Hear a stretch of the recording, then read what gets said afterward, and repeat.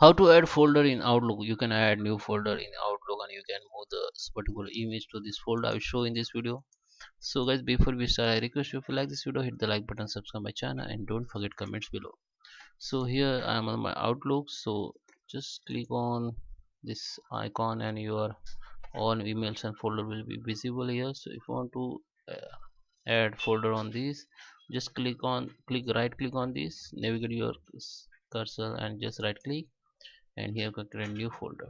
So you have to give the name, okay, like whatever you want to, or here you can folder contain mail or post, or any if you want contact item or task and whatever. So I just click menu folder. This is my folder, just click on it. So now you can see the folder number 2 has been created.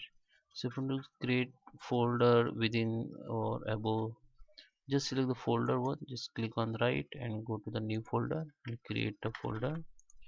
And if you want to move your image to particular folder, just click on this mail, right click on mail and go to the move, and here you have to select other folder, and here you have to select the folders. Okay, I just create this folder, I have to select the folder from here and click OK. So this email will be moved to this folder only. So guys, I hope you like this video. Please hit the like button, subscribe my channel. Thank you for watching.